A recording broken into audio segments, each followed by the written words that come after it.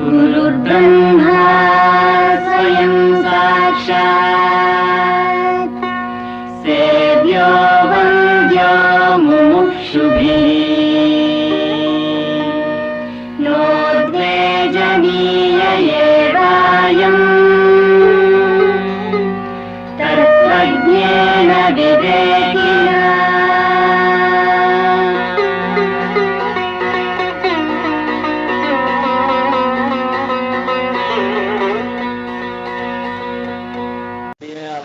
కానీ ఈ మరలోంచి పిండి ఆడబడిన పిండి ఎన్ని వందల బస్తాలు అయింది, అది ఆ మిల్లు పెట్టి 20 ఏళ్ళైతే.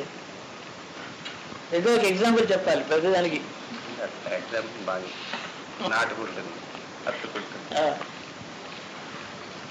The rice in the mill now undergoing the milling process is very small quantity, but the rice that has been milled, as in the mill has been established, how many times more it? So the earth is a mill to which people are being, jivas are being processed. Everything is obvious నాకు అలాగా నాకంటే క్లియర్గా కనపడుతుంది. ఈ process అంతా ఏమిటో అని అడిగాడు మన తాళాను ఆయన గారు.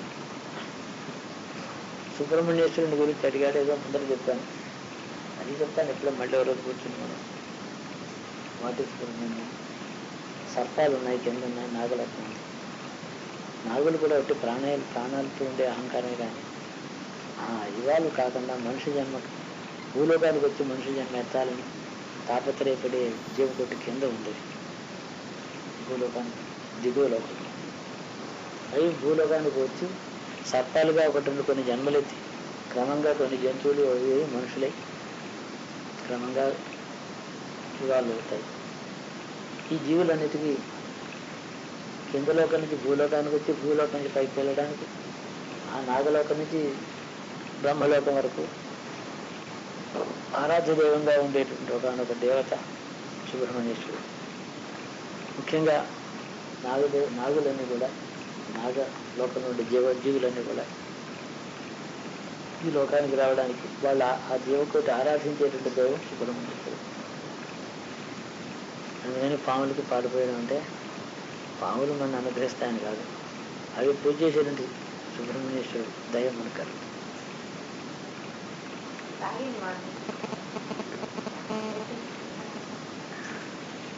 అందులో కూడా ఒక జాతి జాతి అలా ఉంటాయి. నరులో మనుషులు లేరు, మరి నీగులో లేరు, తెల్లవాళ్ళు నల్లవాళ్ళు.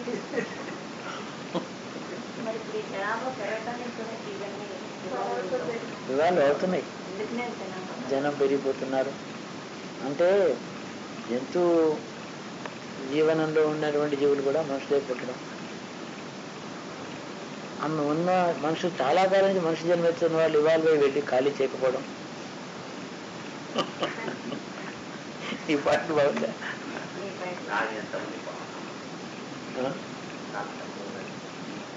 మనుషులు ఇవాళ కావాలి కదా, వాళ్ళే జన్మెత్తుతూ ఉంటాయి. మళ్ళీ పునరేవ దొరుకుతారు, పునరేవ పాపి అని వస్తూనే ఉన్నారు, వెళ్ళరు ఎప్పటికీ. ఆ కాలంలో పూర్వ యుగాలలో కొద్ది జన్మలలో పుణ్యలోకాలు వెళ్ళిపోయేవారు కదా. ధార్మికమైన మార్గం లోకాలు కాలాలది.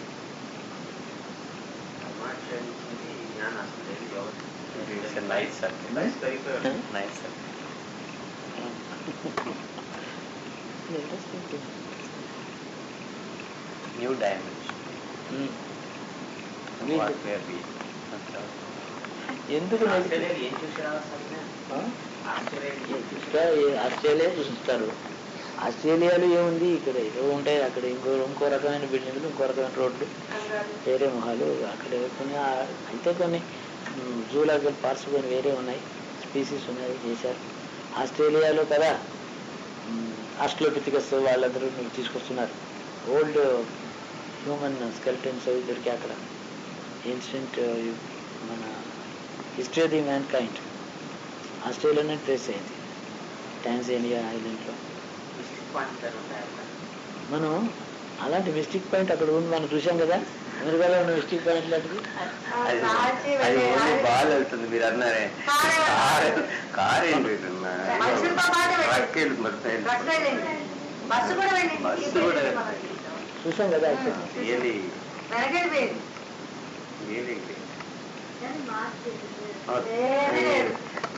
అక్కడ వచ్చిన ఇంట్రెస్టింగ్ థింగ్స్ ఉంటే చూడడం బెనిఫిట్, అక్కడ ఇంట్రెస్టింగ్స్ ఏమి లేకపోతే ఏమి లేదని తెలుసుకోవడం ఒక బెనిఫిట్. అదే బాగుంది. It is not important, it's not unimportant, just for what it is. But వెళ్తారు అన్నిటికీ సీరియస్గా ఆలోచించవలసినది. బేరీస్ వేసి వ్యాపారం చేయడంలో వస్తువు మీద రూపాయికి కొన్నాం, రూపాయి పాల కమ్మాలా ఎంత కమ్మాలి ఎక్కువ ఆలోచించు, దీనికి ఆలోచించక్కర్లేదు, ఇది అంతగానే అన్ఇంపార్టెంట్. ఎంత ఇంపార్టెన్స్ అంటే దానికి ఒక అర్థం ఉంది, రూపాయి సంపాదించడం కోసం మన వ్యాపారం చేసాం, దానికి 5 నిమిషాలు టైం వెచ్చించవచ్చు, ఏమీ లేదు, ఉత్త మాట వెళ్ళొస్తుంది. బెనిఫిట్ ఉందా లేదా అని ఆలోచించాలి. ఇప్పుడు మీరన్నారు బెనిఫిట్ లేదు, లాభం లేదు, నష్టం లేదు, దానికి 2 లేని దానికి ఆలోచన ఎందుకు అంటున్నా. నాకు చాలా బాగుంది. నేను ఆస్ట్రేలియా కింద టాస్మేనియా ఉంది, అది చాలా ఏన్షియంట్ ఫారెస్ట్ ఉన్నాయి. కారణం ఏంటంటే అకార్డింగ్ టు ఒక సిద్ధాంతంలో మనం లంక అనుకుంటున్నాం, శ్రీలంక, ఇది ఆ టాస్మేనియన్ ఐలాండ్ దాకా వ్యాపించిన ఒక భూఖండం, అది కొలాప్స్ అయి వెళ్ళిపోయింది. ఇక్కడి నుంచి అక్కడ కంటిన్యూటీ ఉంది, అక్కడి నుంచి అక్కడ దాకా ఆ కాంటినెంట్ ఎందుకు వెళ్ళిపోయింది. ఒక ఈక్వేటర్ చాలా సివిలైజేషన్స్ ఎందుకు వెళ్ళిపోయింది, అది ఆ ఏరియా చాలా ఏన్షియంట్ ఐలాండ్. అది ఏదో పేరేం లేదు, సిక్స్ ఏదో అంటాను.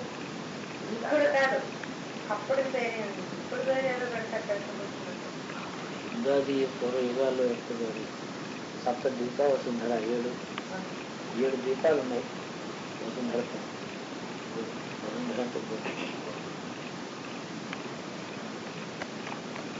ఆ దీపం చాలా యుగం. ఇప్పుడు ఏంటంటే 28వ మహాయుగం జరుగుతుంది ఇందులో, ఇప్పుడు వర్తమానంలో ఈ మన్వంతరంలో 28వ మహాయుగం.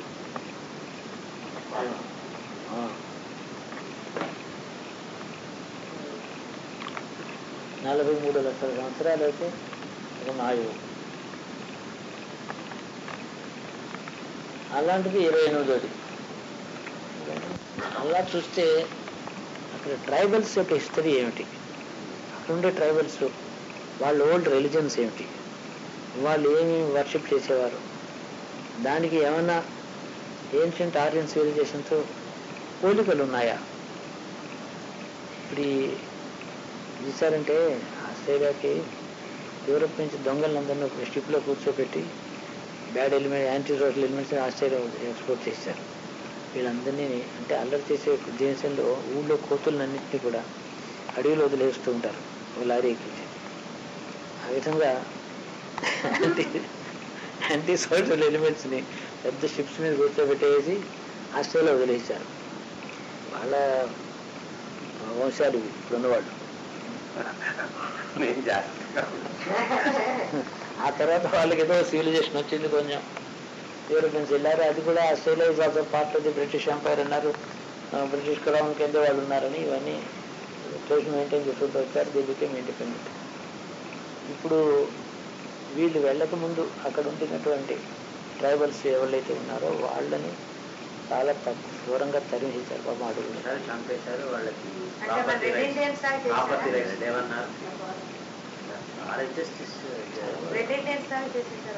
చాలా చాలా అడవులకు వెళ్ళగొట్టారు.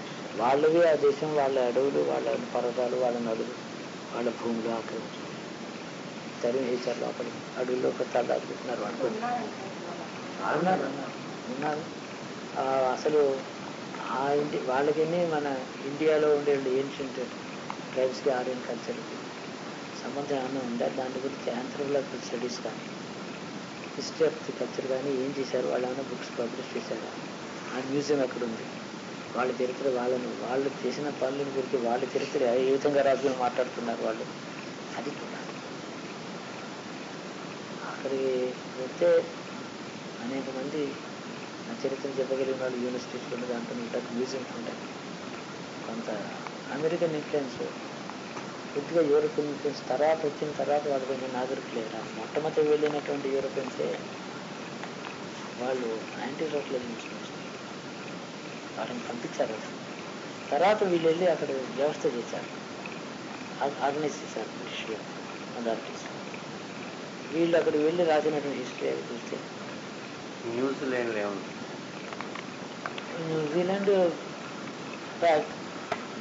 ఇప్పుడు ఉన్నటువంటి న్యూజిలాండ్ 4వ వంతు మిగిలింది. ఒకప్పుడు చాలా పెద్ద ఐలాండ్ అది, చాలా పెద్దది.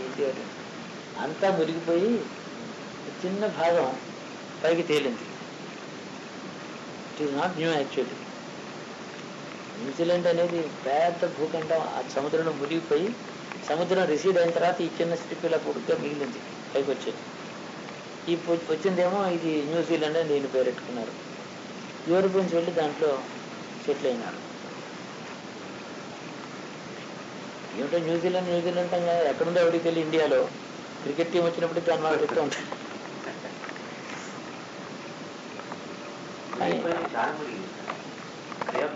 ఐలాండ్ ఉంది అంటే ఐలాండ్ మునిగిపోయిందని పెద్ద statue French philosopher remove it from his.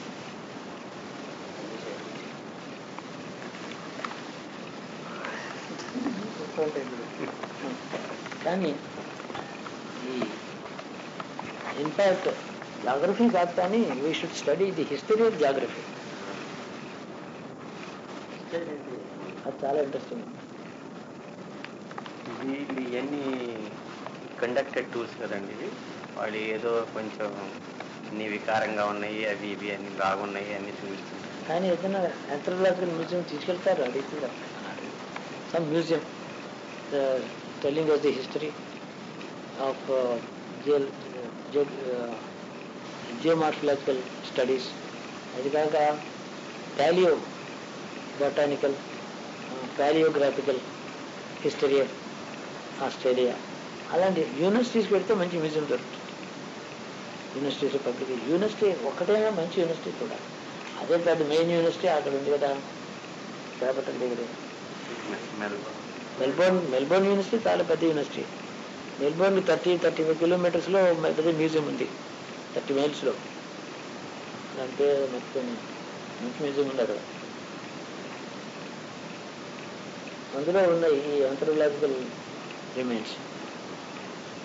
Australopithecus Australia దొరికాడు అక్కడ దొరికినాయి వాళ్ళ స్కల్స్ 60 మిలియన్ ఇయర్స్. కదా 190 crores. 195 crores. చాలా తక్కువ కదా. ఆస్ట్రేలియా అనగానే ప్రతి వాడికి ఈ బొమ్మ చూపించాడు, చూపిస్తాడు. Coast of Australia, eastern Coast, it called the great barrier reef. అక్కడ తీసుకొని ఆ గ్రేట్ బ్యారియర్ రీఫ్లో విచిత్రమైన బర్డ్స్ దొరుకుతాయి, విచిత్రమైన birds, sea life and birds. ఆ గ్రేట్ బ్యారియర్ రీఫ్ అక్కడ ఏమిటంటే దాన్ని సముద్రం వెరకగా ఉంటుంది, లోతు ఉండదు. ఆ రీఫ్ ఎంత దూరం ఉంటుందంటే 25-30 కిలోమీటర్స్ వరకు నేల కనబడుతూ ఉంటుంది సముద్రంలో. అక్కడ చాలా రకరకాలైన టార్టాయిస్, పార్పాయిస్ అవన్నీ ఉంటాయి.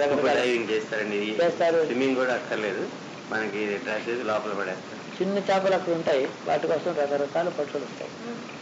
వైట్ బ్లాక్ క్రేన్, తర్వాత ఒక వైట్ క్రోస్ లాంటివి. ఈ 7 సిస్టర్స్ అని ఇండియాకి వచ్చిన బర్డ్ అక్కడి నుంచి వచ్చింది. 7 సిస్టర్స్ అని ఒక బర్డ్ ఉంది, ఇండియాలో ఉంటుంది అక్కడక్కడ. అది గ్రేట్ బ్యారియర్ రీఫ్ నుంచి వచ్చింది. అది వెస్ట్ని నార్త్ వెస్ట్ కార్నర్ నుంచి సింగపూర్ దగ్గర ఆస్ట్రేలియాకి. సింగపూర్కి వెళ్ళగానే, Singapore just 1 half, you can be in Sydney సౌత్లో ఉందనుకోండి, అక్కడికి డైరెక్ట్గా వెళ్ళొచ్చు. ఏదో కేన్స్ సింగపూర్లో కూడా చాలా మంచి బర్డ్ పార్క్ ఈ సింగపూర్కి అటాచ్డ్గా ఉండేది అన్నమాట ఈ ఐలాండ్, ఆస్ట్రేలియన్ ఐలాండ్ అంతా కూడా సింగపూర్ అండ్ మలేషియాకి అటాచ్ అయి ఉండేది. మధ్యన సీలో ముగిపోయింది. ఆ మధ్యని పెద్ద డెప్త్ లేదు సీ, ఎక్కడా కూడా అది ఒక 1/2 కిలోమీటర్ డెప్త్ కంటే లేదు. ఇట్స్ అన్ ఇంట్రెస్టింగ్ ప్లేస్, చూడచ్చు. భూ ప్రదర్శన అయిపోతుంది మరి చూసేది.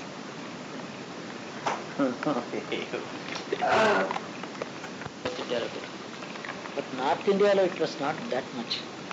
దిల్వారాకి వెళ్ళడానికి కారణం ఏంటంటే అక్కడ బాగా టాలరెన్స్తో వాళ్ళని యాక్సెప్ట్ చేశారు.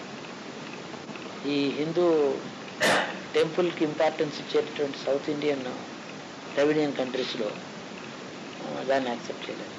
అందుకని కర్ణాటకకి వెళ్ళారు, తలదాచుకున్నారు. బెంగళూరులో కూడా మీకు యాక్చువల్గా రైల్వే స్టేషన్ ఎదురుగా చాలా ఏన్షియంట్ టెంపుల్ ఉంది అక్కడ.